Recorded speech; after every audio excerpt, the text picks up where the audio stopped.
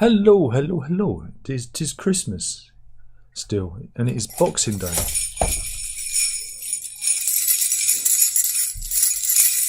In the UK, Boxing Day is a strange, unusual tradition. It's basically Christmas too, so you can visit your in-laws or all the people you don't want to spend Christmas with on the second day. You know, you've already had all your turkey and stuff, and then you do it all again. And that's Boxing Day. Nobody really knows where it comes from. Some say it was because the master, of the realm, of the stately home or whatever, would let his servants have the day off, and he'd give them their Christmas box.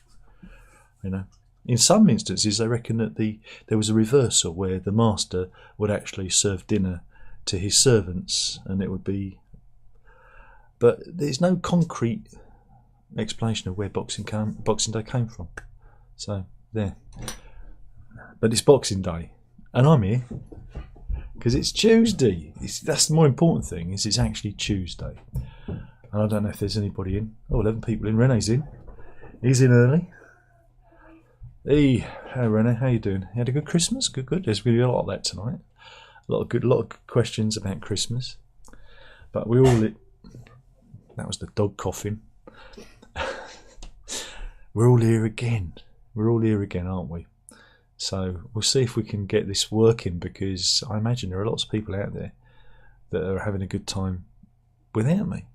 And so I don't know how long this live stream's going to last, because if it's just me and Rene nods off at about midnight. So, well, my time, his time, it's 1 a.m. So, and that's the way it is with the time zones. We're all in different time zones, aren't we? Just so, yeah. And again, what should we talk about? I don't know. I do not know. So let's see. There's 11 people in, but only Rene talking, and only 2 likes. Oh, come on, give us your likes. Go on, be generous. It's Christmas. Give us your likes. So yeah. Bjorn's in. He says good evening. Good evening, Bjorn. Hope you're having a good time. Hope everyone's having a good time. Oh yeah. I know what we're going to do is I'm going to pin this, because if you haven't seen it, I did a video the other day about a competition I'm running, where I'm giving away. Oh, it's over there. I can't be bothered to reach for it. I could reach for it. Oh, what the hell? I'm going to reach for it.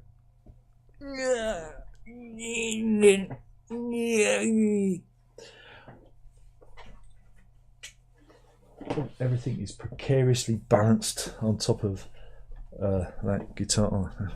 And my glasses. Oh. I'm giving away this sealed copy of Songs from the Wood by that there Jethro Tull. It's the country set. It's not bad actually. 3 CDs, 2 DVDs.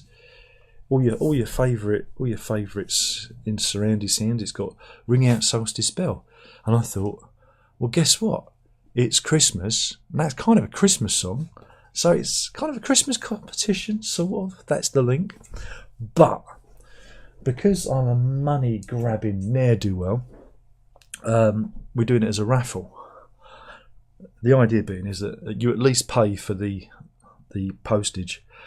For the product, because it's open to everyone in the world. If you want to do it, I will post it anywhere, because I'm hoping that the raffle will pay for the postage. That's the plan. And if a lot of people get behind it, then we'll have more money. It'll go into a little pot, and then that money I'll use to buy more prizes, and it will roll over, as it were. And we'll do this regularly, and we'll use 2024 as a way of, I don't know, having some fun, giving some stuff back. That's the plan. Try and do something a bit different. And Tuesday nights will be the night we announce the winners. That's the idea. Whether or not this will work, I don't know, because it's all dependent on you fellas and ladies out there. Because if you don't buy the tickets, then I can't buy prizes. And this time, I'm putting up the money myself, right? I spent, was it 40 quid? I'm putting the money up. So I've got to sell, I don't know, I've got to sell 80 to 90 tickets to break even, and that's without postage. So we'll see how it goes, but I'm hoping it will work. And if it doesn't work, then we'll never talk about it again. I'll delete the videos and we'll never talk about it again, and I can at least sit back and go, at least I tried. But I want to try and do something that's fun. I'd like it to be free, but I don't have enough traction on YouTube to allow me to do that. And again, YouTube money ain't what it used to be.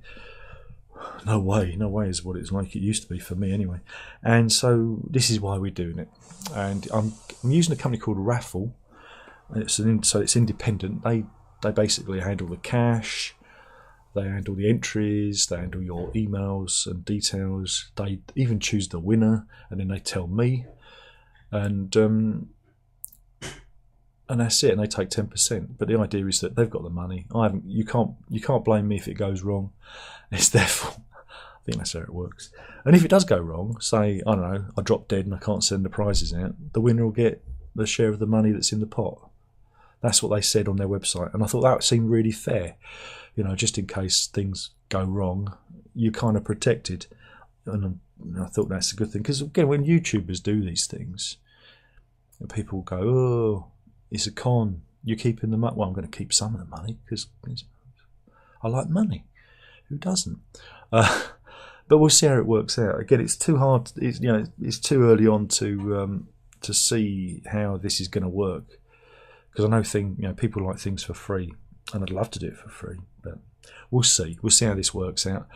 If it works, bingo bongo. If it doesn't, like I said, we'll never talk about it again, and we'll just carry on talking shit on a Tuesday night. But anyway, I was going to post a link for those of you who might want some tickets. Here we go. And I did do an early bird thing where you can oops.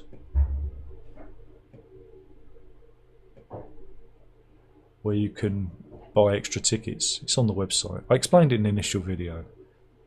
So yeah, that's it. It's up to you if it's a success or a failure.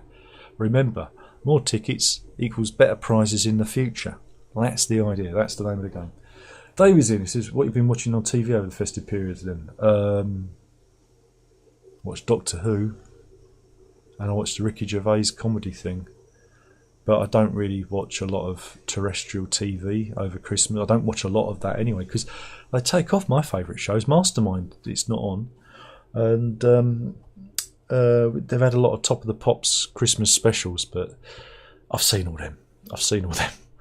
So I've not really been. Oh, of course, What If on Disney, because we've got the Disney Plus. So the kids and us have been watching that, and Final Destination series with Verity, because that's good. And then I think from tomorrow, I don't know, it all depends. From tomorrow morning, I managed to get the Star Trek Next Generation movie box set on 4K Blu-ray.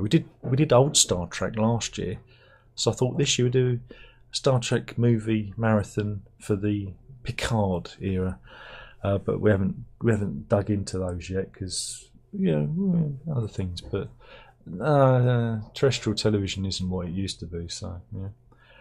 Dusty, what's your favourite album of 23? I don't know, probably the Blur one, because my name's on the cover, purely because of that, because I'm that shallow. Bjorn says, oh no, don't get down to talk about the Blur album again. I won't. Dusty says, I was forced to listen to that All This Is World War II album recently. That Peter Gabriel song had eccentric vocal performance, didn't it? I like it. I think it's really good. And some of the covers on there are quite funky. It's an odd record, but to actually find it in a bin on the dog walk on Christmas Eve was just utterly bizarre, because it's again, if you're a Gabriel fan and you do know the various things he's been involved in, then you know about that. And it was actually, the track itself was released digitally on the Flotsam and Jetsam compilation a few years back. And so, I mean, again, I was familiar with it before then, because if you go to the dusty parts of the web, you'll find a scratchy MP3 of it that you can listen to. But I just thought it was really, really weird that and synchronous that I just uploaded a load of Peter Gabriel stuff. Unfortunately, the Afro Celt sound system clip was blocked by David Letterman's company, Worldwide Pants, because no one's seeing that, and so that got blocked. So I just took it down. Also, one of the BBC tracks got blocked by the BBC, so I cut it out because that's what happens. The rest of the stuff is fine. This is the thing. You don't tend to get copyright strikes anymore, so I'm opening up my digital archive for those who might be interested, because I've got loads of bits and bobs that I've recorded off the telly over the years, Genesis and we've done Gabriel. I've got some nice Laurie Anderson stuff, so I'm just going to put it up because hey, it gets views on the channel, and I don't really benefit out of it, but at least it brings people this way, and they might stop and laugh at the bald-headed idiot, so there we go. Rene says, we'll register on raffle, thank you. Dusty says, that should have been favourite albums. Should have been favourite albums, thinking about it. Well, you only got the one. I did do this last week. It's been an interesting year for... Oh, thank you. Hot beverage incoming, which I didn't even hear you coming. You snuck in then. You snuck in like a ninja. You caught me out. It's cold out there. And I saw what I thought was snow coming down. Ooh. Under the street light. There was something coming down. It weren't wet. It weren't rain. Well, I said snow, didn't so maybe the snow bomb's going to hit. Maybe the polar vortex is coming. There you go. Oh, thank you for that. See you later. Yeah, snow. Did you know there is a polar vortex coming towards the UK, and we're going to be hit by a snow bomb? They really love superlatives at the Met Office, don't they? Bjorn says, I will register, thank you. Sarah says, thoughts on 2023 minus the last few days, that is. What, in general? Oh, God, do you know what? I have no memory of 2023. What happened? What, personally or around the world? Something happened, some stuff happened. It's been a fairly interesting year. Personally, it's been a weird year because in May I took delivery of amount of guitars because a lovely chap called Alan Harwood left me his guitar collection in his will because he died, obviously.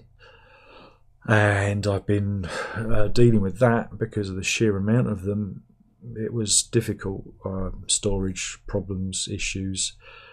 So and of course, very handily, helped clear the family debt, and it allowed me to buy a decent computer, a decent computer for their birthdays, which was nice.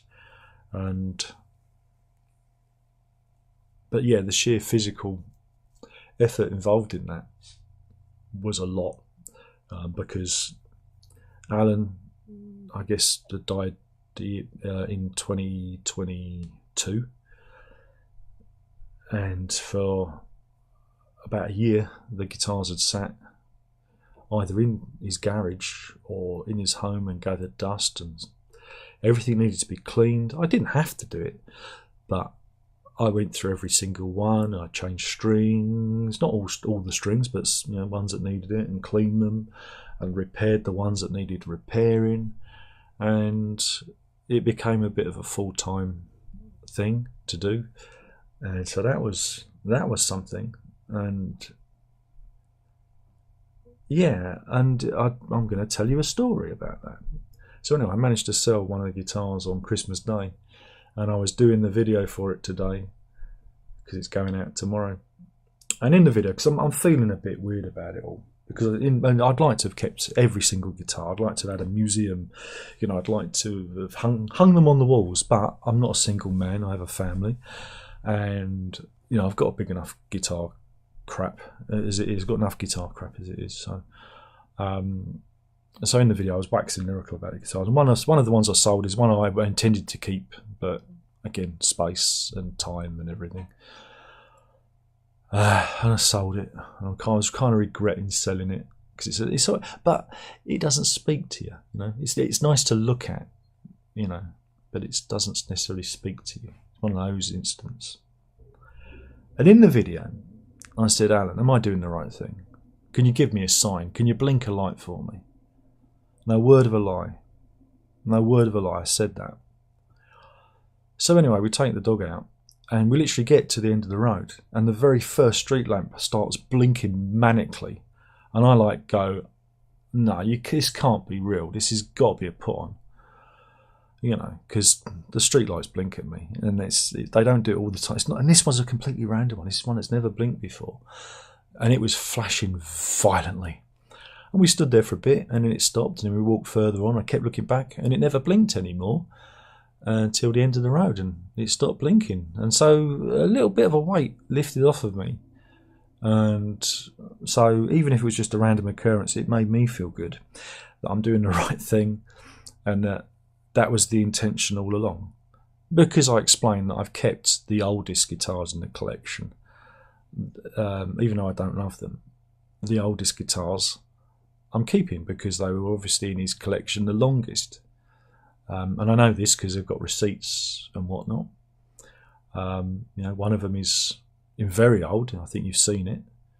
And the other ones are like, I can't remember, bought in the early 90s, you know, so those are kept. And the more recent ones are gone, you know, so because they were all bought really recently and he must have, you know, done this when he knew he was dying and, you know, that was all part of his plan because he knew that that's what I'd do.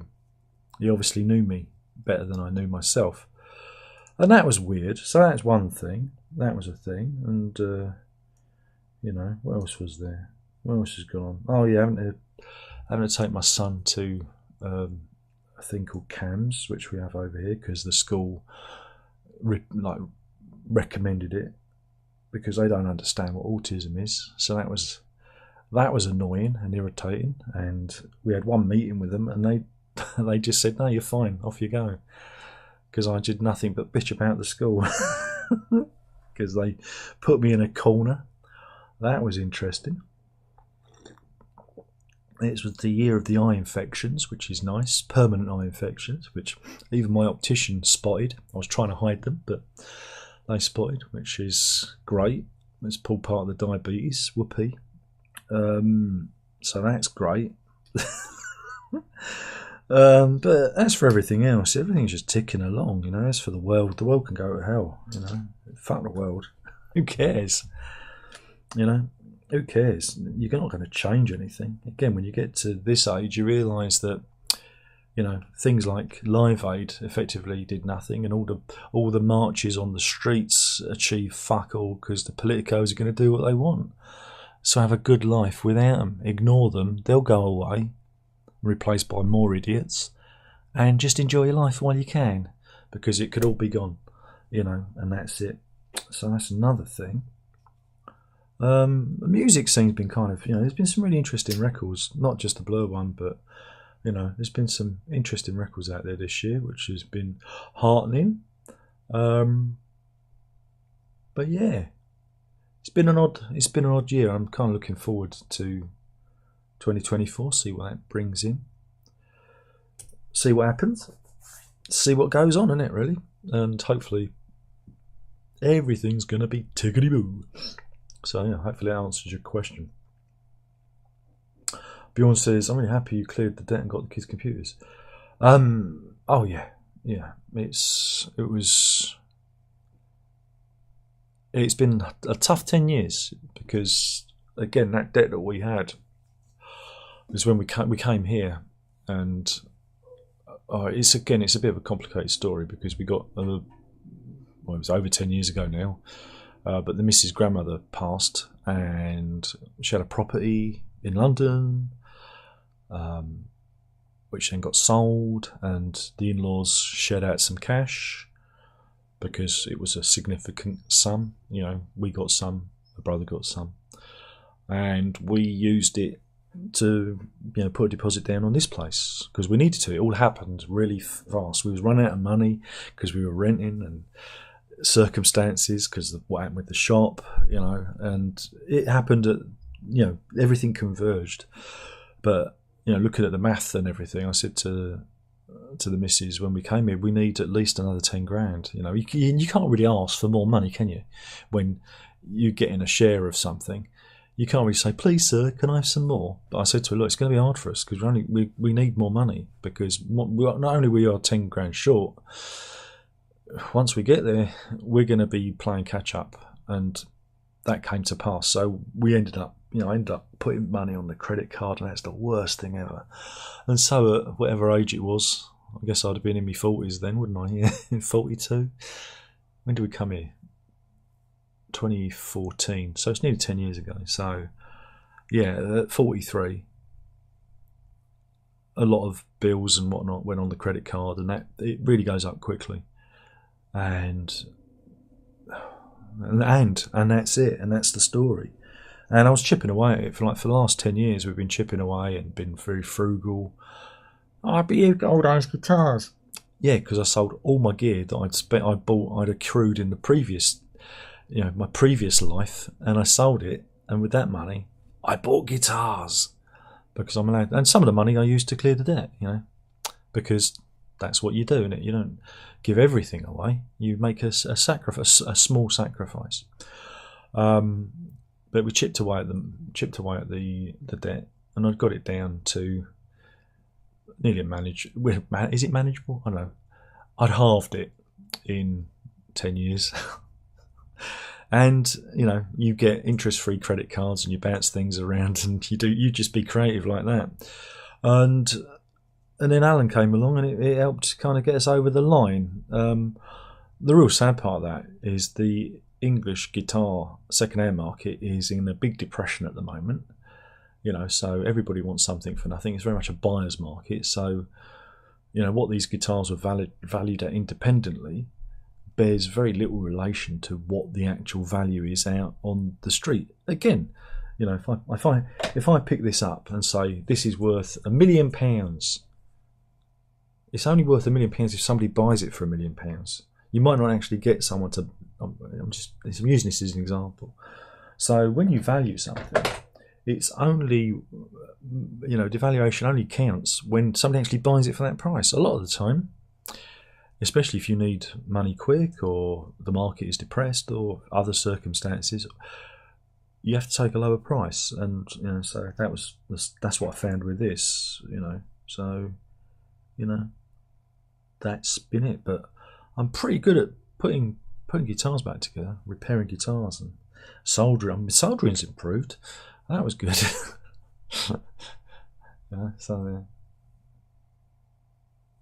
Grant says, now the two telks. I don't now the two. I don't know what it means, Grant. Have you been on the eggnog again? Have you been on the eggnog? But yeah, so yeah, that was that. But yeah, it's been a pretty steady year. The thing is it's gone really quickly, because it doesn't feel like a year has passed, and this year has just felt really frightening. And again, same for the kids and everything. Next year, my daughter's going into her GCSE exams, and that should be interesting for her. She's reaching another milestone, and it doesn't seem that long that she began the big school, and and it just seems like everything is accelerating at a faster pace than we anticipated. So, and then I guess for her it will also be the start of A levels next year, so it's quite important for her. And Herb's doing he's doing a lot better now at school since the CAMS meeting, which is, I think it was kind of needed, really, or I don't know if it was needed, because I just wanted the school to have some sort of talking therapy for him, to help him get over his problems with the noise, because he's noise sensitive, and if the kids are playing up, it really aggravates him. But they had nobody there to do that. That was their excuse, which seems a bit feeble. And I don't think they really understand what autism is. I think there's, again, controversial opinion, I think there's so many kids out there pretending or being self-diagnosed as autistic, that when you have a kid in the system that really is autistic, they don't know what to do. because that's the thing with autism. It's a puzzle. It's impossible to nail it down because the rules always change. You know, for example, you know, Christmas Day, I got a musical keyboard because he's getting interested in music. A little MIDI keyboard to connect to his computer, and he lost the MIDI USB cable. He didn't lose it. He got it wrapped up with something else and put it outside because I found it today. But it was a major palaver, but luckily I always have a spare, so it's like we looked first, and then again it gets a little bit heavy because you say to him, "Have you put it in the bin?" And he goes, "No, are you calling me a liar?" And no, I'm just trying to eliminate all the things. So again, and that aggravates him. He gets more elevated, and so you've got to kind of bring everything down. So trying to look for anything with him becomes really difficult because he gets incredibly stressed and he feels that he's done everything wrong, and it's gets a bit bit teary, and so you try and avoid that. So, like I said, I had a spare. I said, "Don't worry, I've got a spare cable. Let me go and find it." So I have to dig through my big cable bag. Of course, it's like a micro USB, which nobody uses anymore. I have one, and then today I found the cable. It's like, look, I found it. Told you it was in the house, and everything was fine, and he was tickety-boo. But again, autism is an odd condition because everything can be fine, and all of a sudden everything isn't fine, and you don't necessarily always know why everything isn't fine. Because in Herb's case, he has trouble articulating. Not that he can't. He shuts down. He can articulate. He can be very articulate, but his autism causes him to close down and become very defensive and very upset. And so it becomes very heavy. But when you've got a school out there that doesn't understand that and just, it's just, again, people out there who deal with this, there are people watching and understand exactly what I'm talking about. No, and, it is what it is, but I wouldn't want him any other way, so it doesn't matter. But we haven't had any school meetings since, because I don't think they want to deal with me anymore, which is good, because I don't want to talk to them.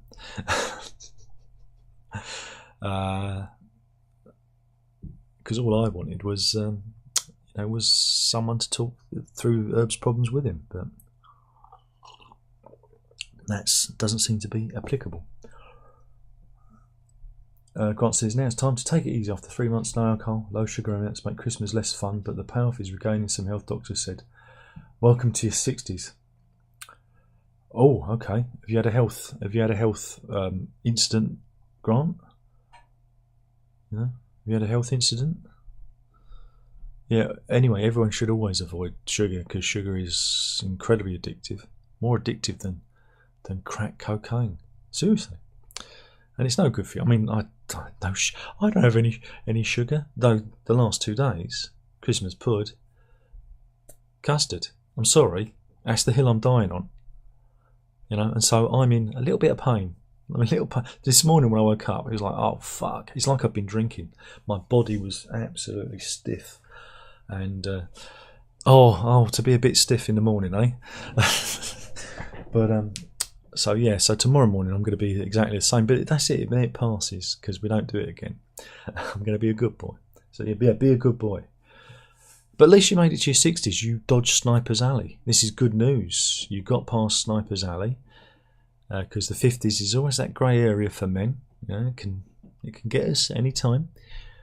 You're looking forward to a long old life now. 60s, good one.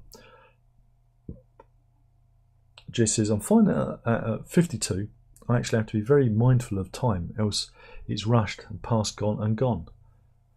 It's very gone. It's gone. It's just, oh God, I've lost it now, because I'll say I'm going to do something. The next thing I know, it's time to make dinner, and then it's time for bed, and you think, where does the day gone?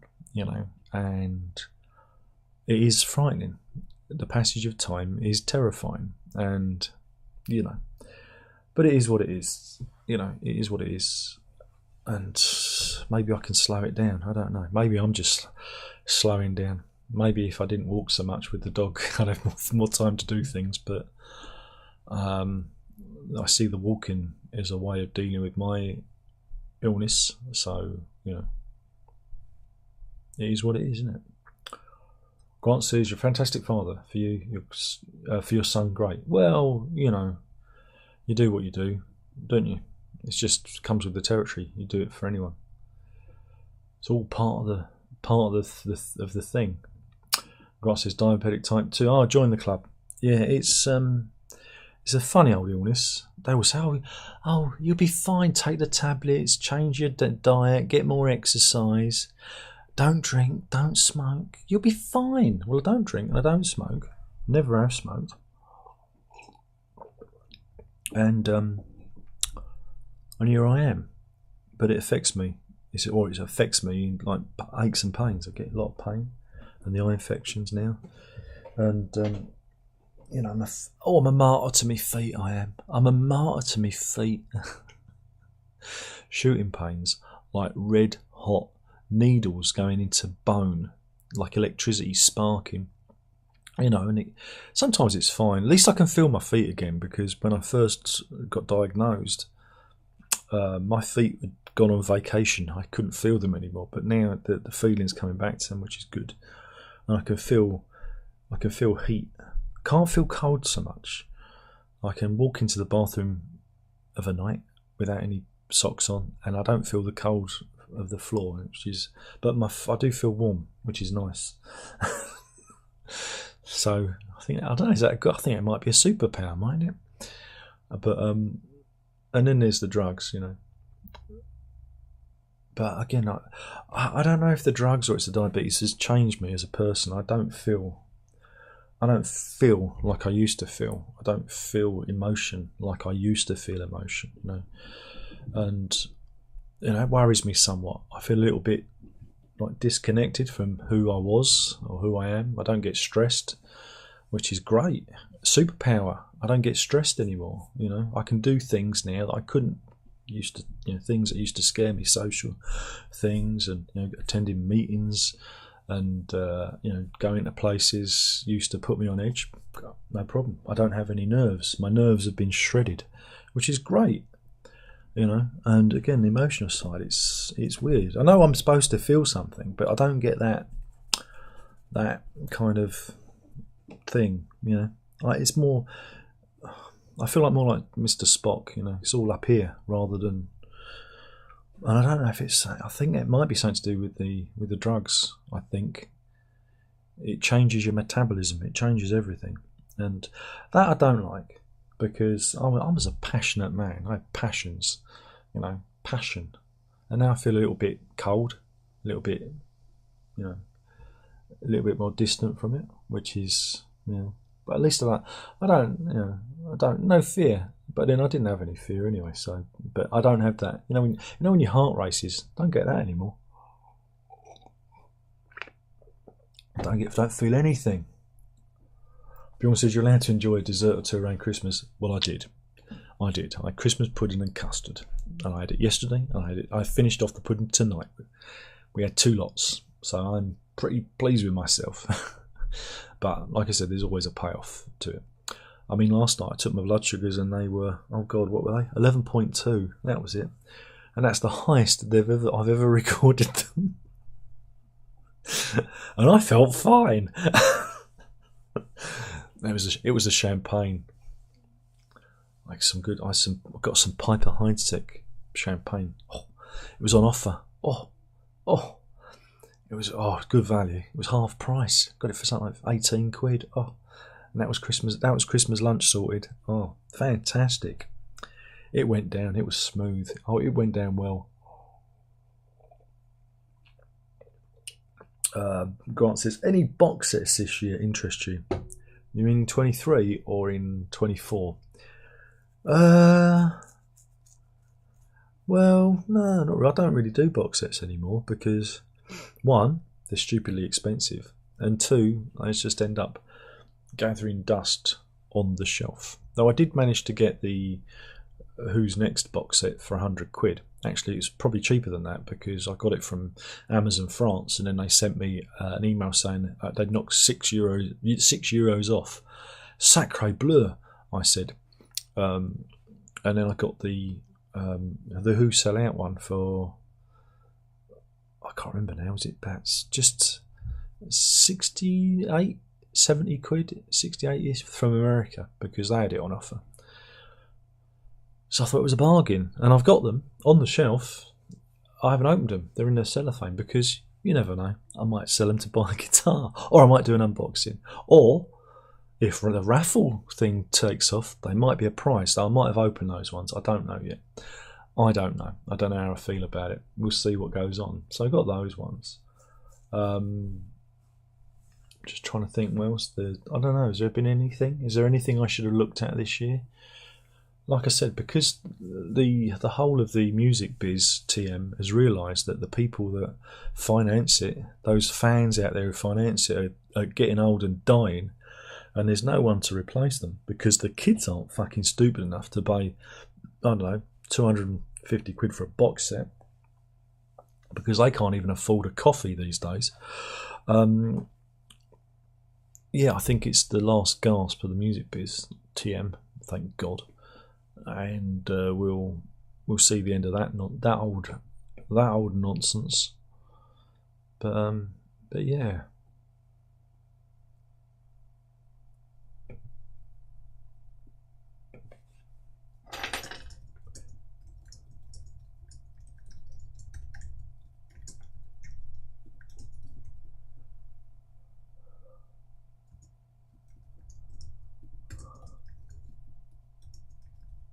So I'm just replying to a really stupid comment on the Doctor Who review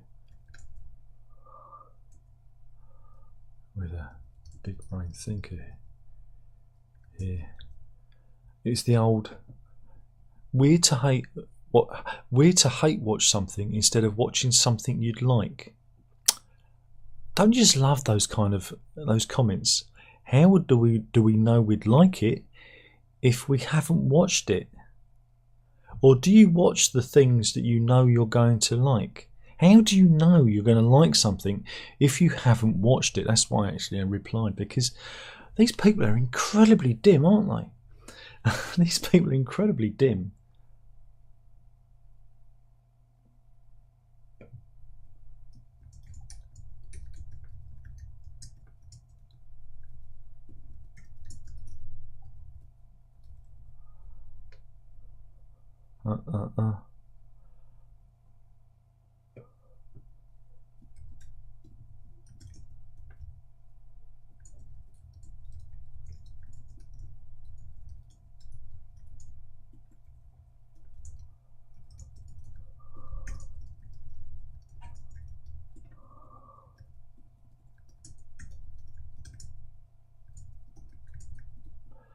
Anyway, God, people are stupid. Oh.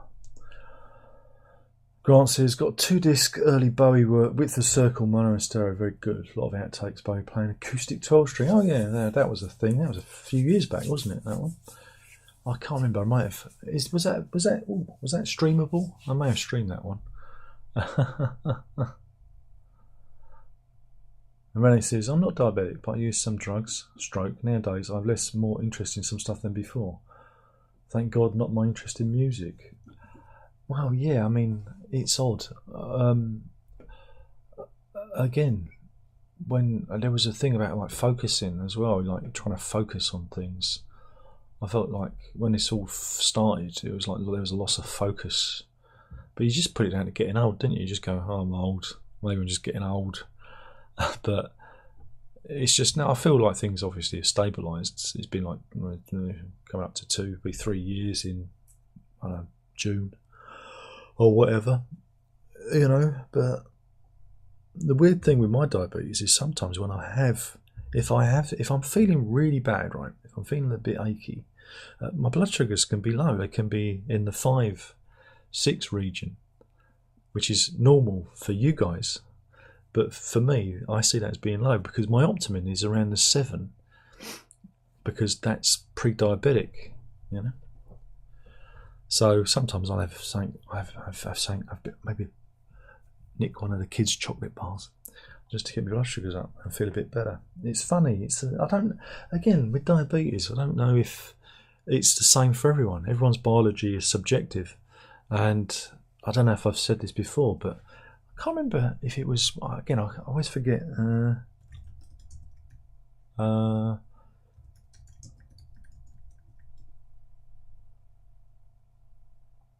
Where was it?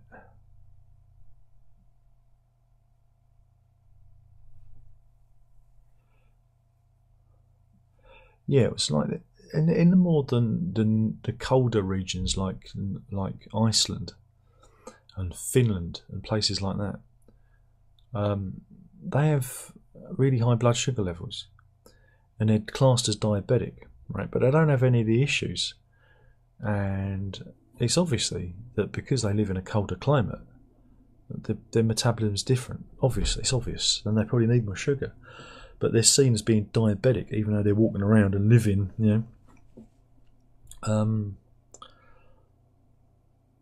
So yeah, it was. Yeah, I just thought it was really interesting. I wonder if your ancestors, if my were from the Nordic countries, were from Iceland and far off where they were cold. Maybe that's trickled down, and that's why my blood sugars are a little bit high. But I don't know. That's probably just a little bit of wishful thinking on my part. But it's fascinating. It's fascinating. All of it is fascinating. Oops, I've lost the window. Where's my window gone? Oh, there you are.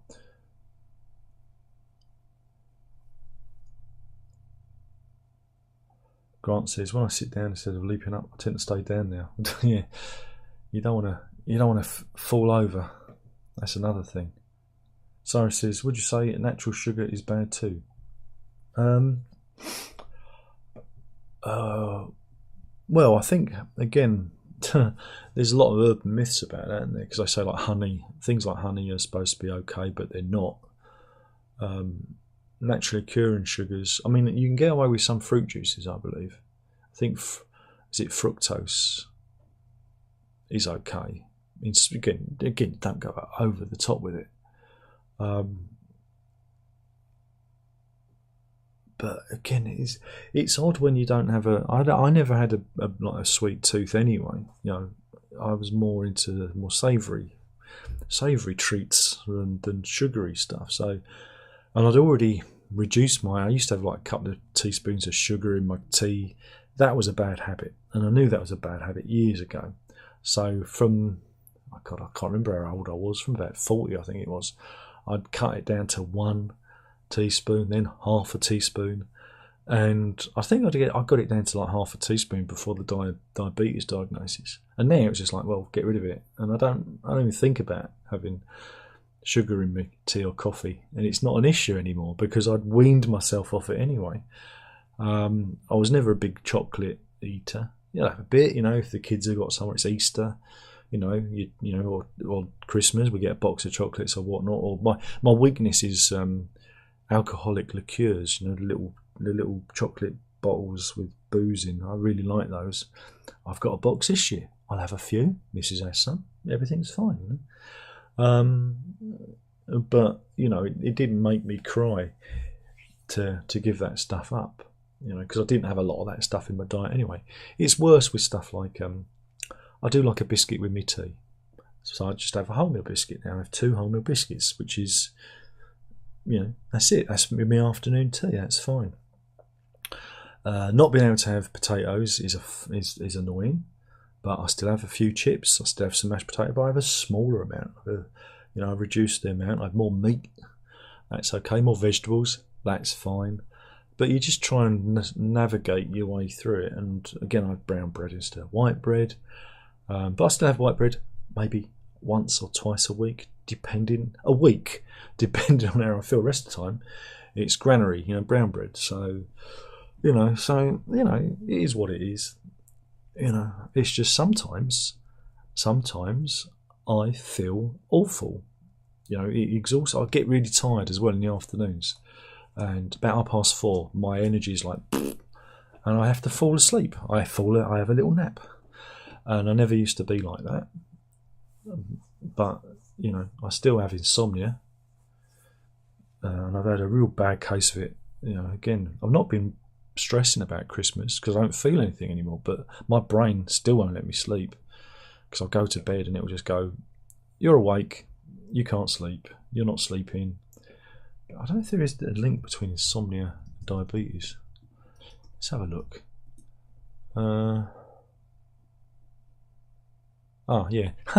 Type 2 diabetes have sleep problems due to unstable blood sugar levels and accompanying diabetes-related symptoms. Great. Can being diabetic cause insomnia? Up to 1/3 of patients with diabetic mellitus suffer from concomitant sleep disorder. What does that mean? Factors included nocturia, that's where you get up for a pee in the night. I don't have that. Peripheral neuropathy, yes. Restless leg, no. But I do have a bit of sciatica at the moment, which is part. Oh, this is like old man whinging about how his body hurts. That's the one where I whinged about my body hurting. But they also reckon insomnia could play a direct role in causing type 2 diabetes because you need to sleep for your body's chemical balances to restore themselves. A lot of our metabolic processes happen when we're sleeping, and if you don't sleep good, like I don't sleep good, you don't get a face like this by getting 10 hours sleep every night. They reckon it's a contributory factor, and taking my blood sugars, I do notice that if I don't sleep well, blood sugar's up. If I sleep well, blood sugar's down. So gee, if I actually slept properly, maybe I could get this under control. But I don't want to take sleeping tablets. I walk a lot, I there's no reason for me, even if I'm exhausted, my brain won't let me sleep. And my daughter's the same, and that's why I'm talking quiet, because she has the same issues. Whereas my son and the missus, as soon as their head hits the pillow, they just go out. I'm not jealous of any people, but I'm jealous of them being able to just go and turn off every night. It's like there's a switch, and they just go, Whereas me and my daughter are like, what's that all about? What's that all about, eh? What's that all about? It's bonkers, isn't it? It's bonkers. I've lost the bloody chat window again. Here we go. Payne says, happy Boxing Day. And chat. Same to you, Robert. Hope you've had a good time. Grant says, I really miss sweet mincemeat pies this year. Guess what? I've still been having them. Fuck it. I don't care. I'm going to do it. I'm not gonna miss out. I'll have a mince pie. I'll have mince pie. Don't care. I'm going to do it. Couldn't give a fuck.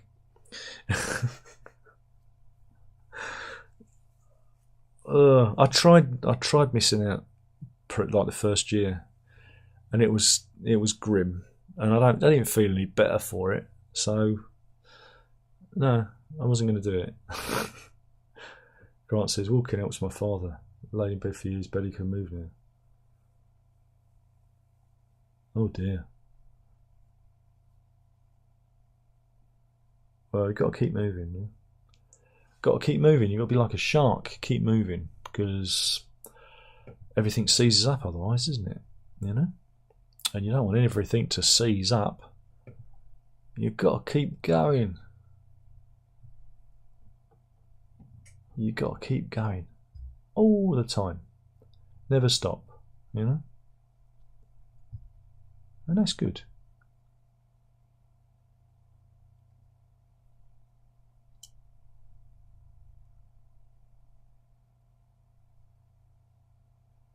Do. Right. Spam. That's a spam comment. Oops. Where are we? Payne says, my young brother was diagnosed with type 2 the past month and he's not used to it. Yes, we had mince pies this year too. Well, it does take a bit of a psychological leap. When I got diagnosed, it came as a result of, I'm going there, I'm going to get demonetised. Well, I probably already am, but because of the vaccines. I had 2 of the AstraZeneca, and they played me up. Right, they made my heart race. And the second time, I thought I was gonna die. You know, because I felt like I was going to have a heart attack or something really weird. I just felt really ill.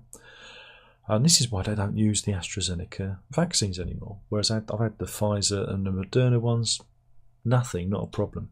You know, so there's a big issue with those.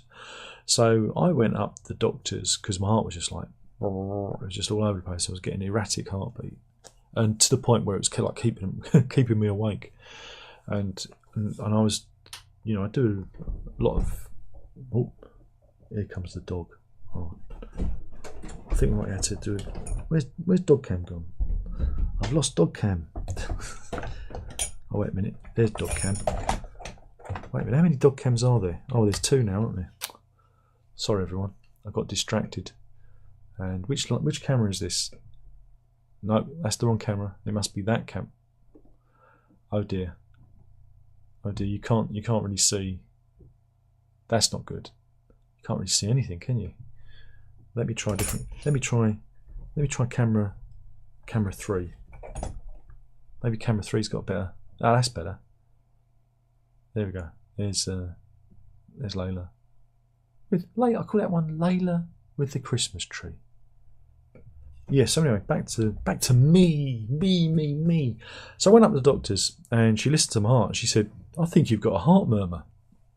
And I was like, excuse me? And then I had a blood test. And then I had ECG. ECG? EEG? What's done with it? What's EEG, I think it was. Or is it EEC?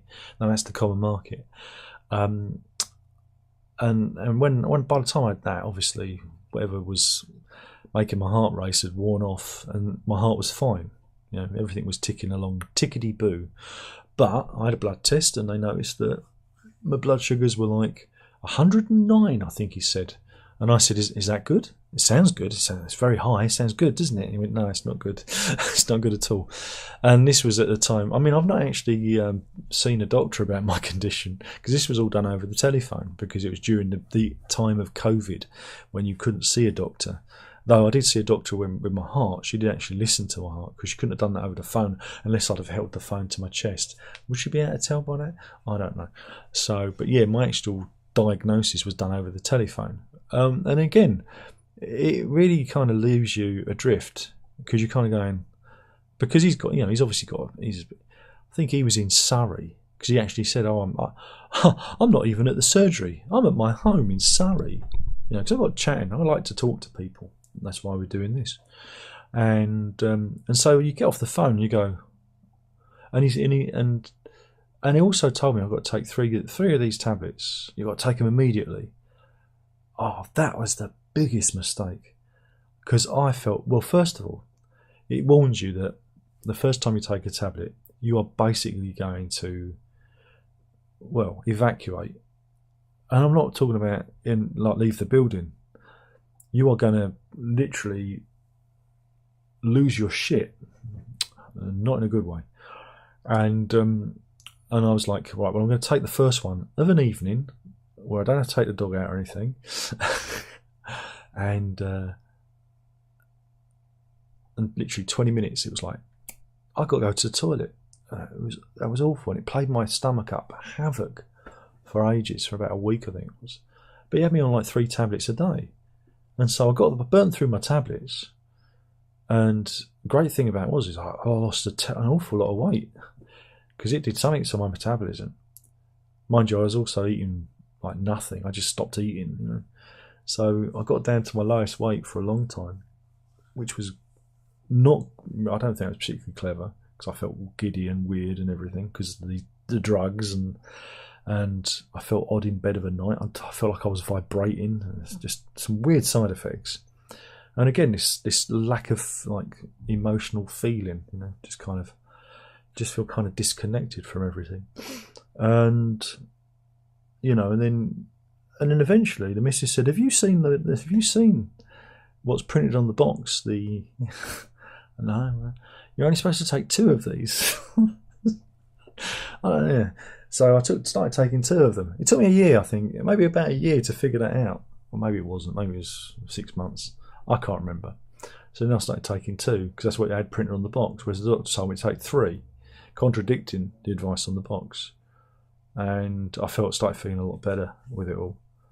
But, you know, it's an odd thing, because they advertise it like it's not going to change your life. You do all the things, you do the thing, and everything's going to be fine. But it's not. There are side effects, and you do feel crap, you know, and you get aches and pains you've never had before, you know. I've developed a bad back. My lower back kills me. Never had a bad back in my life. It's like, oh God, you know. And sciatica. I've got pains down the diodes down my left side. I am Marvin, the paranoid android. But there you go. You come to talk about an old man getting old. Renee says, you had nice presents from Santa. No, I don't get. I'm 52, I don't get presents. My kids don't buy me presents. I give them shit.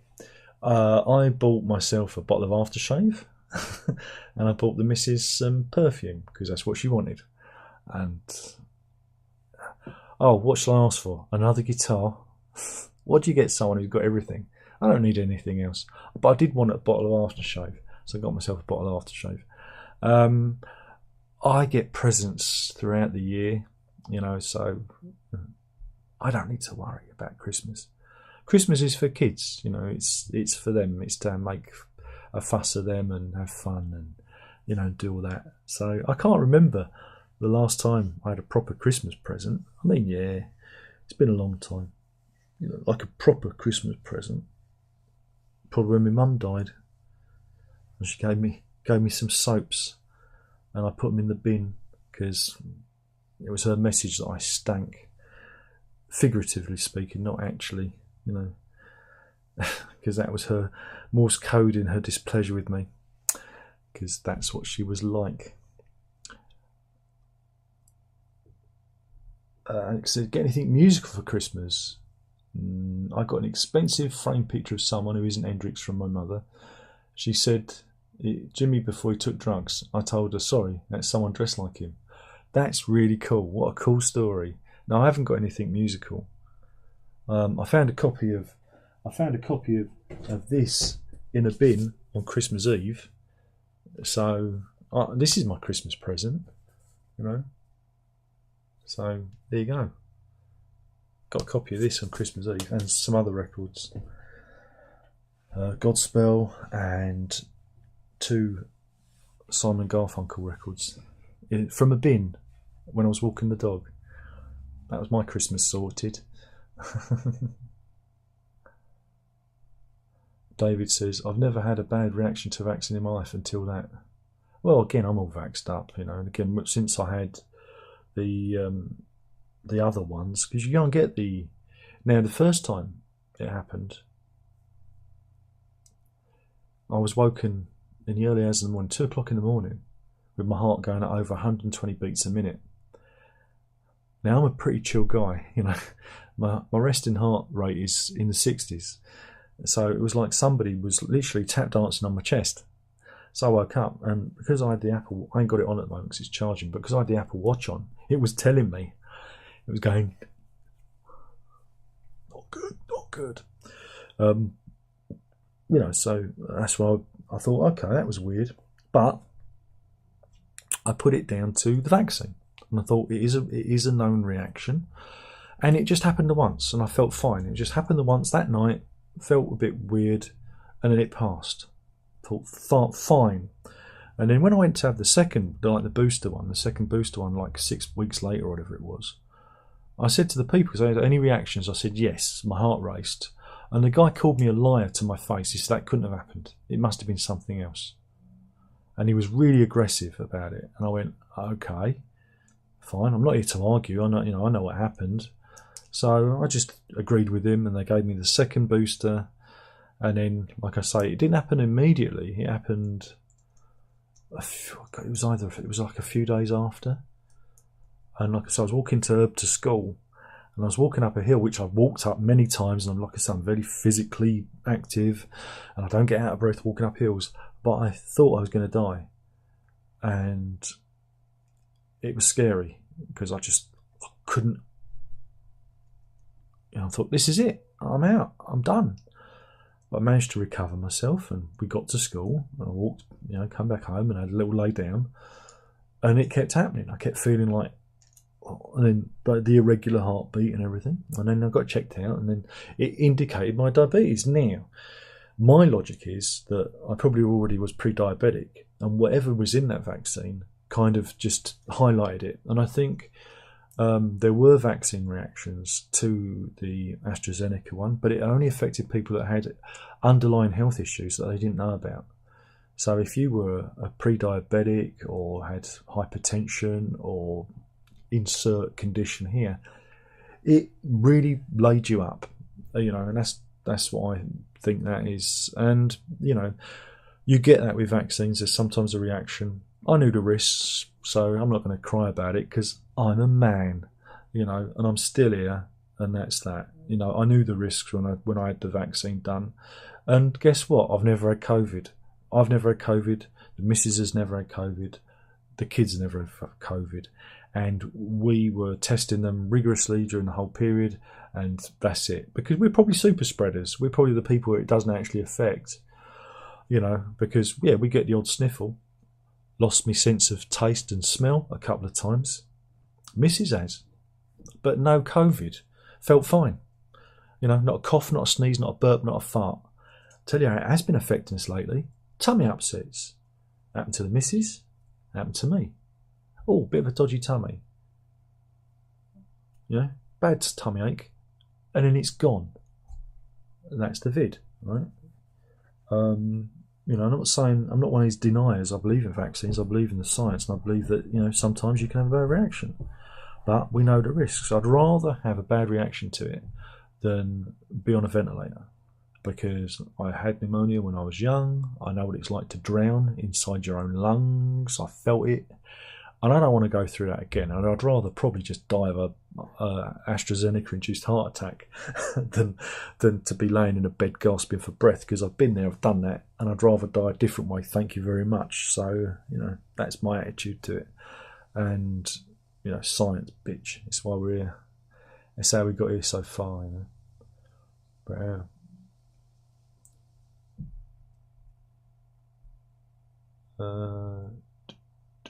where are we? I've lost the thread. Payne's off to get some kit. Have wonderful, wonderul dreams. David says, EKG is one where they check your heart rate. Is that the one? Yeah, they stuck things to me. And I had to lay there. And I told the lady there, I think it's the reaction to the vaccine. And she just went, yeah, that'd be it. Because they weren't having it. But the last time I had the booster, I said to the doctor there, I said, cause she asked me, if I've been vaccinated. I said, I've had them all. I said, but it's the AstraZeneca. That's the bad one. Made me feel right crooked, did. And she went, yeah, it did. Yeah. She was like, yeah, she agreed with me that time. So it was nice to feel vindicated over time, so, but get your vaccines. Alex says, I know 100% the framed picture isn't Hendrix. I put a photo on the group to Facebook. 14 people agreed it ain't Hendrix. My mother now accepts it and she agreed to take it back. But she doesn't think she has the receipt. Oh, Alex, is there a link where we can see this picture, please? I need to see this picture of not Hendrix. What if it is Hendrix? What if it's like a rare, unseen picture of Hendrix you've got? It could be worth millions. Have you ever thought of that?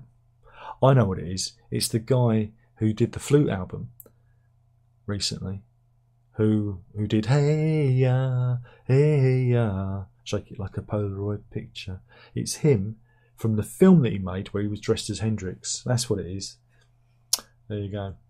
Cyrus says, you're definitely better at avoiding sugar than me with my sweet tooth. Thankfully, I'm now stick to small batches of fruits, veggies and water 3 to 4 days most weeks. Again, for Americans, it must be bloody hard because you are a food-based society. That's the great thing about being in America, is you can eat anywhere, anytime, anyhow, anywho. It's cheap, it's plentiful, and it's tasty. And that's the one thing that I'm kind of jealous of America, is we don't have that kind of food culture over here. If you go out to eat, it's expensive. It's, you know, it's that. It must be very hard for you. And again, it's all about changing mindset and retraining yourself. And that's the hard part. And once you can do, I don't know, 6 months of it, maybe even a year, it'll become hardwired into you. And reward yourself, you know. So say you've avoided Hershey bars, save that money that you've saved from not eating Hershey bars, and then go to the red light district, get a blowjob from a hooker instead. Reward yourself in a different way. There you go. That's my advice. There you go. If you get arrested, it weren't me.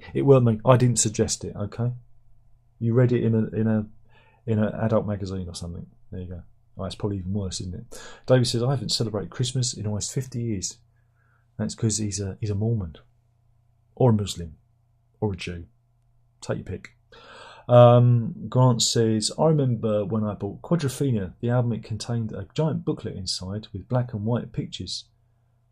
I'd give anything to get my hands on it.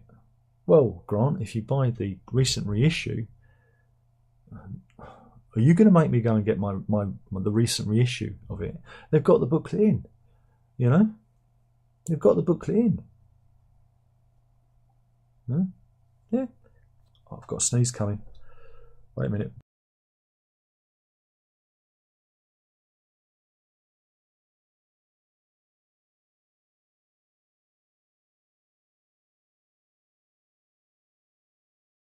It's just a sneeze. I'm all right. It's okay. Sorry, the dog gets upset when I sneeze. She thinks I'm dying. It's okay. It's okay. Can we get a doggy close up? Can we?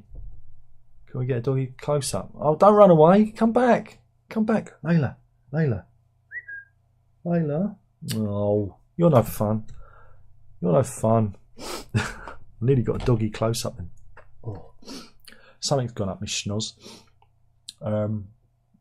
But yeah, Grant, if you get the new reissue of Quadrophenia, it comes with the big booklet in it. There you go. So you're not going to miss out. Alex says, with my Amazon vouchers, I bought Queen on Air, good choice, the full 2 CD BBC sessions for £6.50 and £1.50 post and packing. Are you familiar with it? Is it any good? Alex, bloody reviewed it back in the day. Am I familiar with it? Come on. I had the box set, the CD box set, which is nice, which has loads of stuff. But then I sold that because I got the vinyl, and the vinyl is more like an expanded version of Queen at the BBC, which is really good as well. I've kind of cleaned it up a bit, but yeah, I'm very familiar with it. There is a video somewhere on the channel, somewhere, isn't there? Let me have a look. It might be somewhere. Queen on Air. I don't know if the unboxing's still here. But yeah, there's two. I've got two. There's two views. It's funny because one's got 513 views and one's got 98. So I'm going to give you the 98 one so you can watch that. Anyway, enjoy. Brendan says, do you think there'll be a 50th Lamb box set? Could be. Now that they've... Oh no, they didn't sell that bit of the catalogue, did they? Yeah, but it'll come out in 20 years' time because it takes them so long to get organised. I don't know, they didn't celebrate the 40th, did they? We got the Sum of the Parts thing instead, which was an archive instead. So maybe we'll get another compilation. I don't know if I want a Lamb box set, to be honest. Not yet. What are they going to do? Put the offcuts in there? Put in a live version? Oh, wait a minute, we've already done that. I know. They're going to say that they've found some video footage of it. 30 seconds of video footage and put that in there. I don't know. I mean, I don't really know how they'd actually do a successful 50th anniversary box set because they're not they're not like other bands who release everything, even the doodlings and the drop-ins. You know, some bands do all that, don't they? And I know there was a bootleg out there of them doing some studio takes of Lamb stuff, and it's all right. It's like, I've listened to it. Do I want to listen to it again? Not particularly. Again, Genesis are one of those bands where I don't really want to peek behind the curtain. I'm not that curious. You know, I'm not that. You know, I think it'd spoil the records, and I just don't have that curiosity, because those records are so good and so fun, especially the early ones. You know, I don't really want to know how they got there. I don't want to hear the demos. Again, I've heard some of the demos years ago for Senile England and The Lamb, and it's like, yeah, it's like, okay. So that's what they'd have to do, wouldn't they? They'd have to put the demo stuff in there. And I don't know if Tony Banks would be that up for doing that kind of thing, because they're not that kind of band, are they? You know, they're a bit like Queen in that respect. You know, whereas like the Beatles and other band, they don't mind you seeing the various. Again, with the Beatles, it's kind of different because they had a different way. You know, using 4-track, they had different ways of bouncing down mixes and that. So you know, they kind of justify the various different versions because there were different takes. But Genesis are a very different band. I don't know, Brendan. What do you think should be in a 50th anniversary Lamb box set? Because it'll be the album again remixed. There'll be a Blu-ray, Dolby Atmos. Please God, no. Because then I'd have to buy a bloody Dolby Atmos system, wouldn't I? I'd have to then. There'd be a live thing, which we've already kind of done. Was it the Shrine Auditorium one? Or maybe they could do the Wembley gig thing. And then offcuts, you know, various bits and bobs. And a big booklet with interviews and that, or maybe to do a documentary. Put a documentary on the Blu-ray, freshly minted, where they will try and remember 50 years ago. Phil Collins goes, "I don't know, who am I? What am I doing here? Why have you given me this tambourine?" But yeah, it'd be. I don't know. I think it's almost an impossible task for them, isn't it? Really? Liam asks, "Evening, been listening and multitasking. First full moon without a PG release. It's a little relief, to be honest. Haha. I'm all mused out." That's where you're wrong. Oh, Liam, you're wrong. There was a release. Oh, Liam. Sweet darling Liam. You are mistaken, little Liam, for there is a release, he said. I'm not going to prick it. Here it is. Halfway House mix of Lovekin Hill is now available for download and listening. Here we go. Here you go. Yoinkers. Look there. That dropped today. I haven't listened to it yet. I'll listen to it later, probably after this. But yeah, it's a full moon out there, and Gabriel is still dribbling. He's still dribbling stuff because it's his age, don't it? When you get to that age, you do dribble a bit, don't you? No matter how much you shake it, no matter how much you bang it against the wall, no matter how much you wring it out, it's always dribbling. Brendan's nodding. He's going, yeah. He's made havoc of his sofa. Him being Mr. Nude and everything. Alex says, "My second shot gave me a horrendous tinnitus and a very bad headache for 2 days. Then fine. The amount of days later, I got the worst flu-like symptoms and was in bed for nearly a week. But I've never had COVID." Well, this is it. I think you had all the COVID all at once. You were being greedy. You was like, "I'm going to have it all now, immediately." Again, neither. I mean, I must admit, right? It's not just COVID. I mean, I get a flu jab as well because I'm vulnerable, and they actually send me a text and say, "You're vulnerable. Get jabbed." So I had the COVID and the flu, and I felt fine. You know, I had them both done in the same arm. Felt fine. You know, I've been here doing these things, but it's great because when I was younger, well, even when I was older, when I was very young, like after my pneumonia, I was like my pneumonia at 14, but then ever since that, every cold and flu and horrible bug I used to catch, and I used to literally put me in bed for ages. It was horrible. Mrs. when we first started going out. Because I used to work at Woolworths back in the day when I was a teenager. That's where we met, and they put me in the stockroom in the loft, and it was dusty and horrible, and I got loads of lung issues, and I actually quit it because I was making me ill. I was working behind the record bar for a long time, but someone was stealing from the record bar. It wasn't me, because they found out who it was, because they moved us all off, and they did a honey trap, and they found the girl who was stealing. But they never put me back on the record bar again, which was a bit upsetting. But they put me up in the loft, and it made me very, very ill, so I had to end up like quitting, and with all the lung issues. But I'm getting off the point. I always used, if there was a cold or a sneeze or a fart going around, I'd cop it, and it used to really make me, man flu. But ever since all this, I don't seem to, I get a runny nose, blow in it, and we're done. We're out of it. I've not had anything to really put me in bed, as it were, which is nice. I like this life. So if that means the end of every man flu, then sign me up.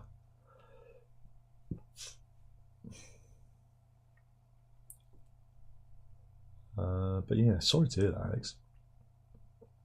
He says, I just think my picture is an AI version of Hendrix. It ain't Andre 3000. And they said, right, I've got to look around for this. This is you've got me curious. AI, Jimi Hendrix portrait. Let's have a look. Oh yeah. This is it in images. They've got some really great examples. Let me see. Is this your Jimi Hendrix? It looks like Morgan Freeman. Look, that's Morgan Freeman. That's Jimi Hendrix. What the actual? This is so racist and insulting. AI's racist. I don't even know what the fuck's going on there. What the fuck? Oh, I see your problem. I think it's this one where he's gone Prince. Look, that's the Prince version. What the actual F?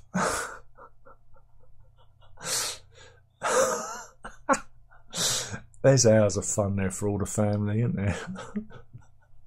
Yeah, she needs to get her money back. Unless she made it herself. Dave says, not a Muslim or Jew. Atheist all the way. So I'm safe from Roger Waters' hatred. Lol. I'm an atheist too, but guess what? It's the non-denominational winter festival. It's the festival that what the pagans came up with. And they didn't believe in all this shit either. So I think you're being a bit daft. Christmas is for everyone.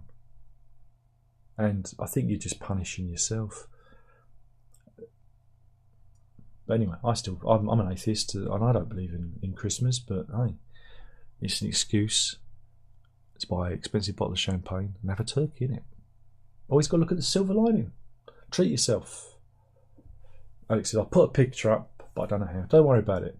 Sarah says, yeah, maybe if I can go all the way, certain countries in Nevada and Mexico, I can spend at least hundreds or thousands on that. Just go to Pahrump in Nevada. It's not that far, is it? From California, over the border, head in the direction of Las Vegas. But yeah, Pahrump, that's where it's all going on, isn't it? Renee says, I ordered the new placebo box, arriving on Thursday. Excited. Is that the band Placebo, or is this just... Is it a box that when you order it, there's actually nothing in it? Imagine that they charge you 250 quid for the new placebo box, and you open it up, and it's empty. And that is a good joke. That's fantastic. Improvised comedy at its best, folks. Grant says, the money I must have saved on not buying beer for 3 months should be on more purchases like Steve Hackett's live stuff. Even better than Genesis. Fuck off. I think you have been drinking.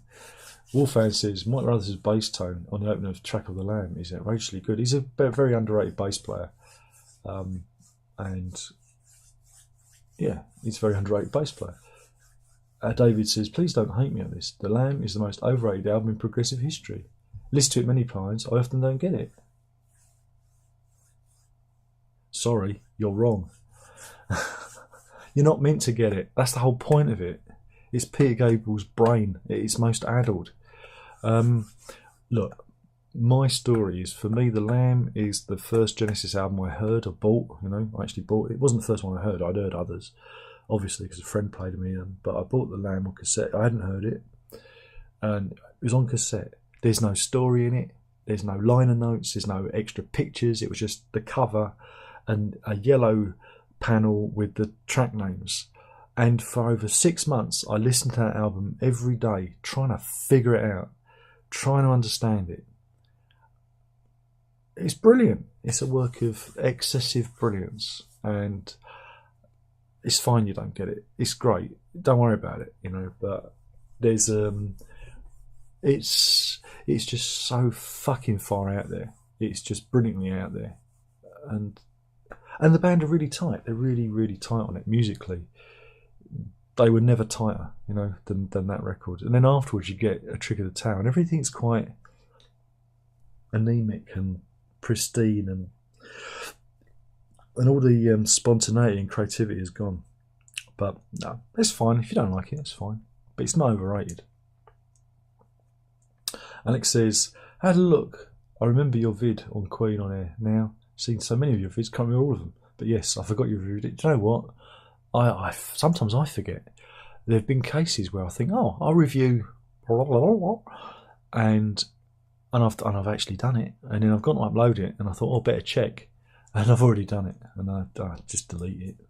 Don't bother doing it again. Liam says, halfway house mix, even more stuff coming out and going in. The money goes in, the stuff comes out. I was a bit surprised, but I was thinking, do I need to cancel me subscription? But Gabriel knows he's onto a good thing now.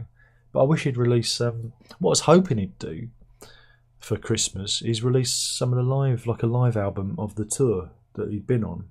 I was kind of like, come on, Gabe, do that, and we get a nice digital, clean soundboard mix from the recent tours he's been doing. But that hasn't come to pass. But I thought that would have been a nice treat, Cyrus says, maybe if Peter Jackson shares the mail software, we could get a new mix of Gabriel era albums that's like the original album mixes, but more clear and dynamic. That's an odd one, that.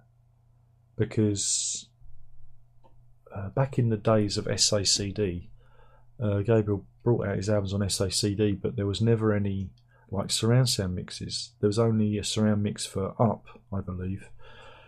However, hold it right there. If you get the Play DVD or Blu-ray or whatever configuration you want, it's got to be on optical, mind, because it doesn't work if you stream it or whatever. It's got all these videos on it, and all those videos have a surround sound mix that is totally independent, that you can't hear anywhere else. So that indicates he does have access to the multi-tracks, obviously, because there's surround sound mixing. But he never bothered to do that for those SACD reissues back in 2002-ish? So, yeah, it would be nice if he'd do that, if they did a remix like they did with Genesis. But unfortunately, we're going to end up with a crappy Atmos mix. I'm sorry. I don't like how Atmos is folded down. Every time I try it with my system, everything just sounds a bit weird and a bit off. It just... Maybe it's me. I don't know. I'm just not hearing it. I don't want to buy an Atmos system. I don't. You're not going to make me do it. But it would be nice if he brought out a Blu-ray box set, with that kind of stuff. It'd be nice if Genesis did it. That's what they'll do for the 50th.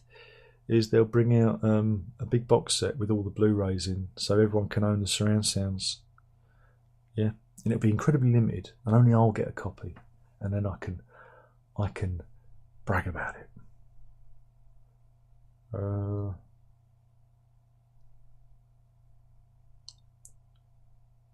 David says, have you ever been to Vegas? Yeah, I've been twice. I would live there if I could, because it's like going to Southend on sea, but times a million. It's crazy bonkers, and I totally understand it. And yeah, I think a hustler like me could make a lot of money in Vegas. Oh yeah. David says, I don't know, maybe I need to listen to it loud again. No, don't. If you don't get it, and I'm not going to say go and listen to it again, because it's like me, I don't get certain things, but I'm not going to punish myself. The thing about it is it's got this story, and it's a Pilgrim's Progress kind of story about a young guy who is, again, what do you call it, petty criminal, who is looking for validation, and he sees this via his brother John, and he finds himself in a weird underworld type place, and his brother is often just out of reach and will not acknowledge him or his suffering, which again is reflective of what's gone up in the overworld, if you call that the underworld. And then he goes on a journey, going through various emotions, lust, love, loss, happiness, sorrow, all the emotions. He's in a heightened state, and he's lost in almost a labyrinthine maze of, there's self-doubt, there's assurance, there's all sorts of stuff going on, because it's about growing. It's about growing. It's about redemption, right? And we have the lust is one very famous part of it, where he ends up getting castrated. Oh my God, and afflicted with a terrible illness. And he's all distorted because he gave into his lust. Again, allusions to sexual disease. And a bit of Catholicism in there too. There's a lot of religious stuff running through it as well. It's an album I could write a thesis on. And then we get to the end where he has to make a decision. He can either get back to normality, or he can save his brother who's drowning. And in an act of selflessness, he decides to, even though his brothers ignored him and won't give him the time of day and will not acknowledge him, he decides to save his brother, right? Because it shows you he's grown. He's no longer a selfish person, he's actually selfless. And that's the journey. And then he saves his brother and pulls him across, and then he finds out that it's not his brother at all. He's actually saved himself. And that's the album. There you go. I've explained the album to you. But unless you analyse it and you're getting deep to the lyrics, it's going to be, what does this all mean? And the fact that they are a British band, very British band, incredibly British band. This band used to have picnics on the hard shoulder of the motorways to and from gigs that they prepare. That's how British they were. And then, there they are writing about New York City and Puerto Rican graffiti artists and whatnot, and referencing American icons. It's utterly bizarre. But that's the wonderful thing about it. It's a journey. And I don't think any other progressive rock band has come close to delivering a musical journey. You could put that on stage. You could stage it, It could have been a movie, That's the thing. They always threatened a movie. But you've got to look at it more of a it's a multimedia type thing as well, It's a complicated story. Deliberately so. I think it's deliberately done to kind of confuse you, because you're meant to be as confused as the character, And that's why when the big reveal happens, you go, oh, right, okay.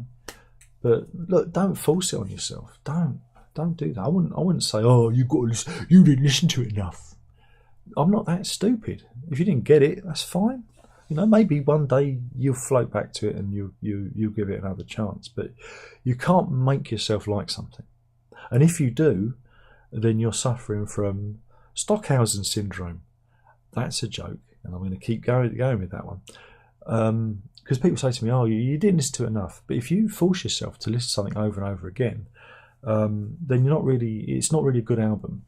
And again, when you're young and you've only got a little bit of pocket money, and you don't, nobody has this anymore because music's available everywhere, But when we were young, you had a tiny little record collection or tape collection or CD collection that you cherished, right?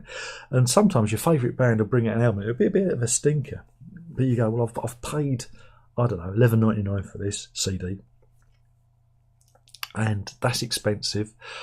So I'm gonna enjoy this whether I like it or not. And I think there was that kind of mentality back in the day, and there have been a few stinky albums that I've suffered. Look at You, Hot Space. Got it for my birthday. I listened to it too much, trying to love it. And that's what made me realise sometimes you just can't love an album, you know, even if it's your favourite band and it was a birthday present. You develop a critical faculty, but don't force it on yourself. You know? But I really like it because it's bonkers, and prog needs to be bonkers. You know. Grant says that album needs many listens to get it. I agree. Well, I only did it because I had it on cassette and I didn't have the liner notes and the little story. Again, you read the little story. That's important because there's again, if you don't own the album, there's pictures that illustrate the story. The inner bag has extra illustrations as well, and then, like I say, Gabriel wrote this long bit of prose that's kind of weird and wonderful, and that feeds into it all. And then there's the album itself, so it's working on many different layers. You know, you have a story, like text story, then you have a visual side of it from the actual album sleeve itself, which gives you panels like a triptych from the actual album. Then the album sleeve itself references, you know, the album inner bags reference the story, and then you've got the album itself, so it works on layers. And then when you go to the gig, they had these great screens which projected slides and Gabriel dressing up and acting out the story. So it was a multimedia experience. It was, you know, it was incredibly deep and advanced for its time, but completely bonkers. So, you know, I get it. If you don't like it, that's fine. But just listen to like the instrumental musical parts and tell me if you like those. You know, like Riding the Scree, which is just absolutely bonkers, bizarre. You know, there's some great bits in there. You know. Wolf says, I listened to UK's eponymous 1978 tonight after a couple of years with the Port. Absolute stir. There's nothing I can fault about it. It's all right. Places. Alex says, I'm not a believer in God and Jesus either, but if I was to celebrate Jesus' birthday, the end of which is supposedly when he was born, he wasn't born in the winter months. No, he was born in September. But the pagan, it goes like this, right? Jesus is born in September, probably about the 25th, September the 25th, right? But when the Christians came to all the pagan lands, they were celebrating their winter festivals in December.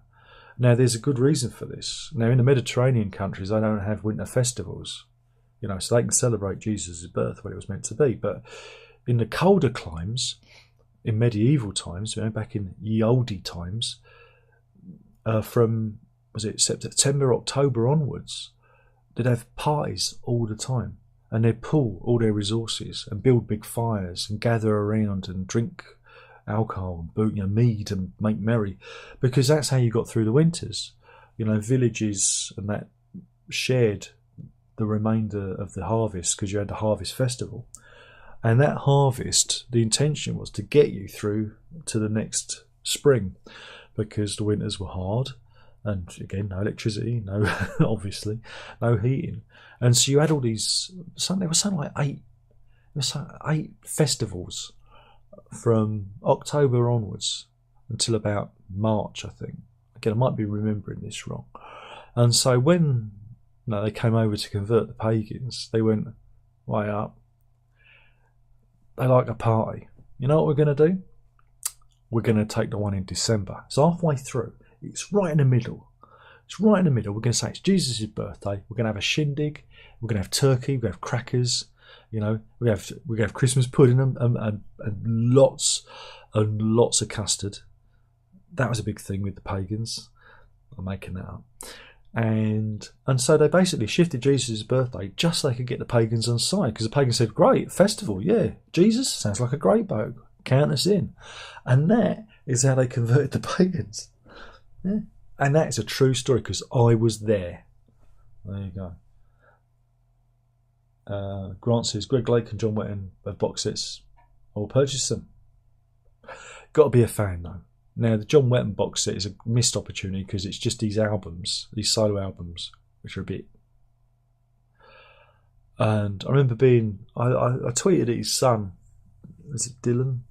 And I said, look, because he said he was putting a box set together, he was looking for suggestions. I said, look, if you can, and I know it's going to be difficult because of licensing, go back. He's contributed to people like Gordon Haskell's albums, Uriah Heep,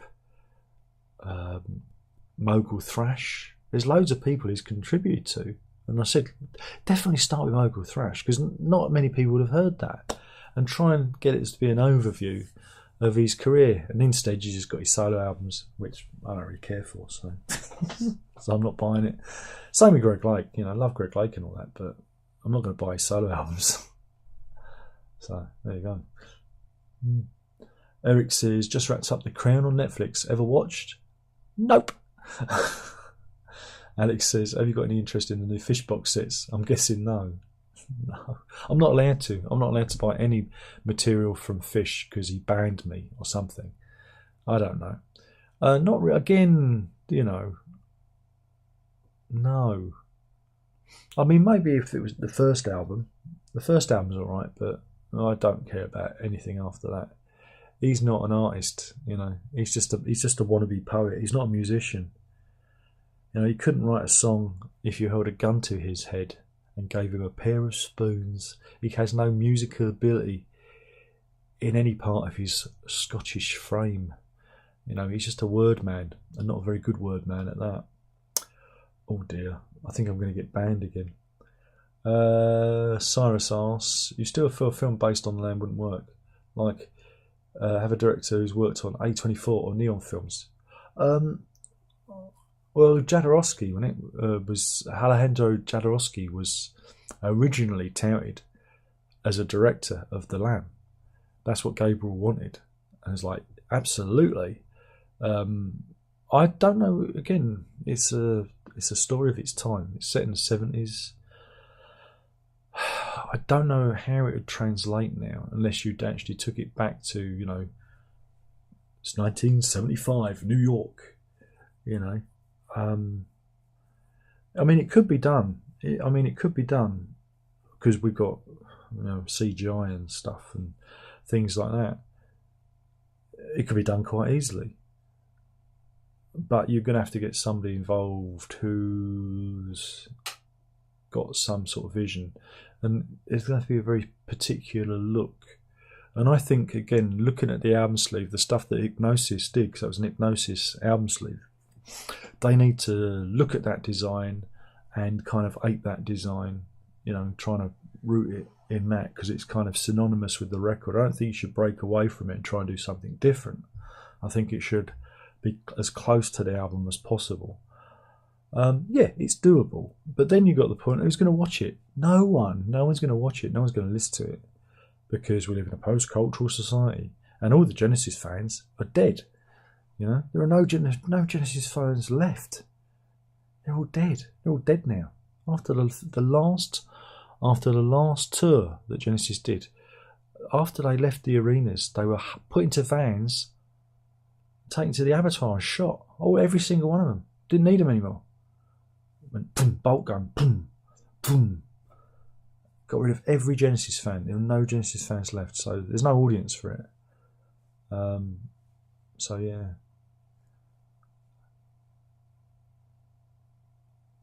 At one point, I thought maybe a cartoon version could be a thing, like a Ralph Bakshi kind of, cartoon, because then you could really mess with the imagery then. But then, see, this was, I'm talking about back in the 80s. I would thought that when I was listening to the record, I was thinking, we could probably, make this a film, because it always feels like it could be a musical.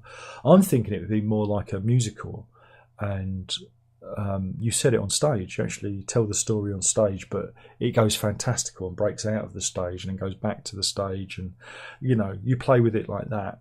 I see it being more kind of trippy, but you can do that now. That can all be done because of CGI, but it's a particular vision,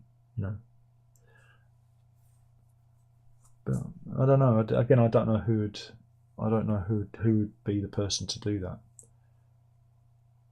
Cyrus says, what did you do for Christmas? I did the same I did every year. I spent it with my family, because I ain't got a family.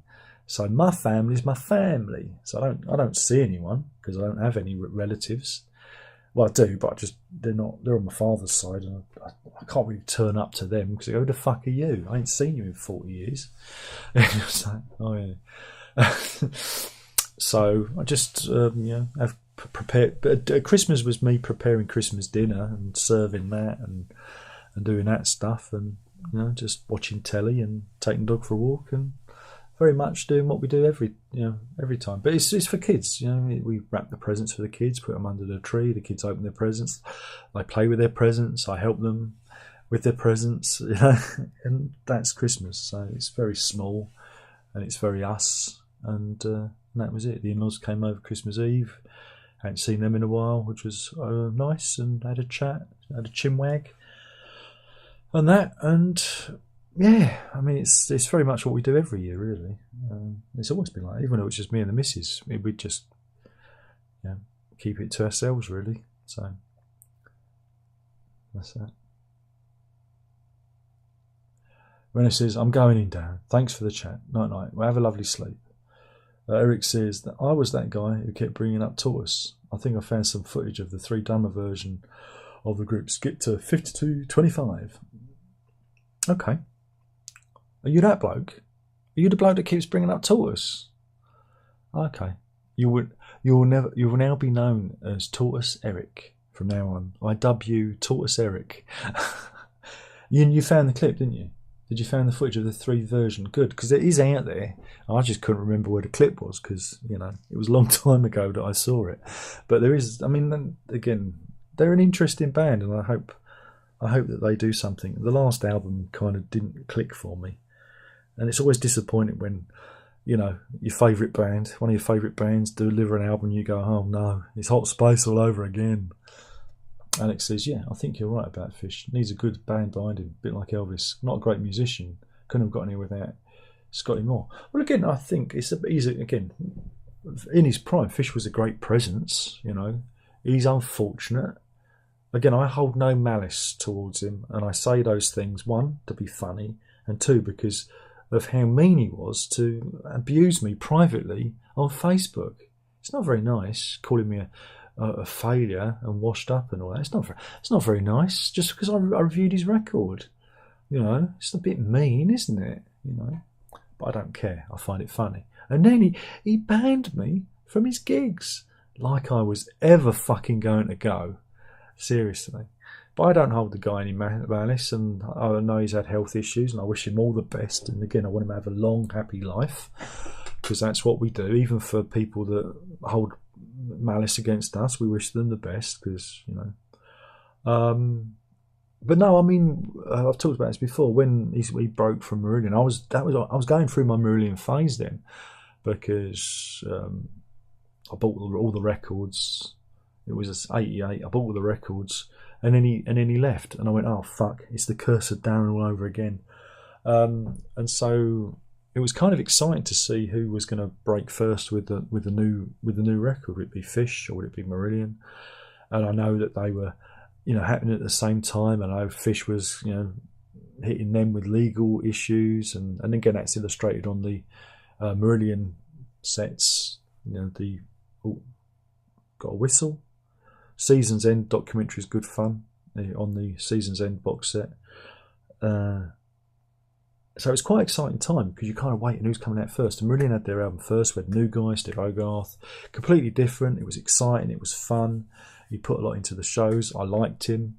A bit odd, trying to get used to his voice, but it was good, And then you had the Fish album out in 1990, so Marillion made it first, and then again, but EMI was in control of both of that, and they didn't want both albums coming out at the same time, so they kind of staggered Fish's one. I don't think he was too pleased with that, none too pleased. And then you have Vigil, which is it's not a bad record. It's okay, but the bands, the people behind him, it's always a bit, it lacks a bit of character. Marillion are a band that have got a lot of character. It's that thing. A band has to have a bit of spice to them. Whereas Fish's backing bands have always been a bit, you know, like that, a backing band. And it's a shame he didn't, you know, have the wherewithal to set up a band that was going to, you know, be with him constantly, you know, an actual band he could work with, like Marillion. It's a shame he didn't come up with a Marillion 2, if you know what I mean, more permanent, rather than having a kind of in and out guests and, you know, different people. Because musically, it's never really, I've never really been satisfied with the musical side of what he's done. Yeah, he's you know, his lyrics are fine. His voice is shot. That's a real big shame. He kind of messed his voice up, you know. And the last one he did, was it Weltschmerz album, there was some bits of it I didn't mind. Thought it was all right. Thought it was a good finale, you know. But the album before that, I just found it a bit trite, because let's bring out an album about the war on the anniversary of the war, and you just think, really, Fish, really? That didn't sit well with me. You know, I'm sure his intentions were in the right place, but I just found it a bit, I don't know, a bit trite. Eric says, it's an honour just to be nominated.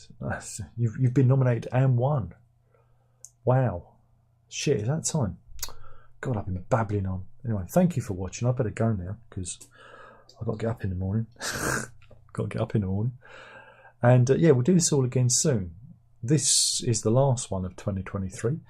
I just want to thank everyone who's been by, who's contributed, who's spoken, who's come by for the live streams, who watches the live streams later. Everyone who's thumbs up or thumbs down, it's all the same. I don't care.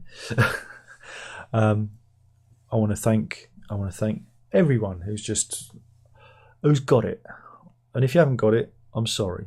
I will apologise. I'm big enough to apologise. You know? And that's it. And we'll do some more in 2024. And like I said, we're going to try and do this competition thing. And I've put the link in at the top, so maybe I should put it at the bottom as well. Where did I put the link? Was that it? Yeah, wait a minute. So yeah, I'm doing this raffle thing for a copy of, I can reach it this time because it's within reach, for a copy of this. It's sealed. I've bought it using my own money, and you can win this. And if we get a good response and there's lots of money left over, then we buy a bigger prize and we roll it over, and we have another one, and we have another one, and we have another one. You know, do you get it? Until we build up a head of steam, and we'll do stuff. That's the idea. And yeah, that's the link. So yeah, so we're trying to do something a bit more fun next time. But of course, it all depends on you. If you don't buy the tickets and we don't get the money, then it doesn't progress. So that's it. And we never talk about it again, okay? So yeah, that's it. So thanks for everyone for being a part of this, and we do it all again. So there's some more. Alex says, holy smokes, 2023 has gone quick. Yeah, it does, isn't it? It's scary, isn't it? And Sarah says, have a great New Year's. Thanks for the ambience, hospitality, and good times. Same to you, and be successful, everyone. Be successful, be inspired, and we'll carry this on, okay? And yeah, thank you for watching. That was the last one of 2023. Remember, folks, if you can't be good, be safe. But more importantly, don't tell your mother. Night night.